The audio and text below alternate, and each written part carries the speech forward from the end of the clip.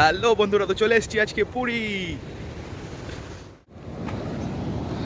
সেই এসছিলাম 2 বছর আগে, তো 2 বছর পর পুরীটাকেও যেন সেই একই মনে হচ্ছে। কিন্তু পুরীতে যাওয়ার যে মজাটা সেটাও মানে অসাধারণ। এই মে মাসে এই ওয়েদারে পুরী, মানে আকাশটা তোমরা তো দেখতেই পাচ্ছ, পুরো একদম কালো মেঘ করে আছে। মানে একটু পরেই হয়তো বৃষ্টিও নামবে।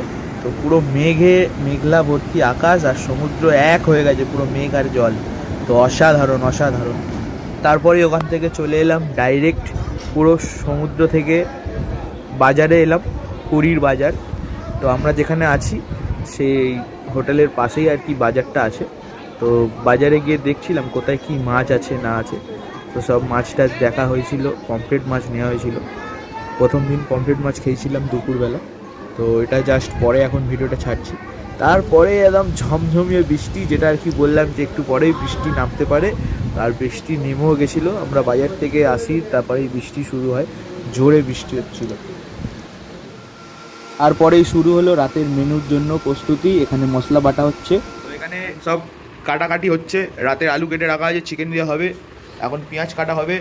তারপরে ভেতরে ওখানে কিচেন আছে, ওখানে অলরেডি কাজ সব চলছে। আর এখানে আমাদের সরঞ্জাম রাখা আছে। তো চলো পেঁয়াজটা কেটে নিই, তারপর আবার আসি। তো বন্ধুরা, এখানে পেঁয়াজ ভাজা হচ্ছে, মাংস হবে বলে।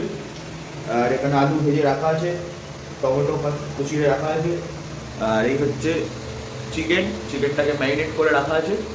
তো পেঁয়াজটা একটু ভাজা ভাজা করে নিই, লাল লাল হলে তারপরে চিকেনটা থেকে দিয়ে দেবো ওর মধ্যে।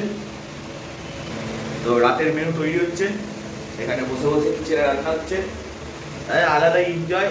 তো পুরীতে এরকম তোমরা কারা কারা এসে নিজেরা রান্না করে খেয়েছো সেটা কমেন্টে প্লিজ জানিও।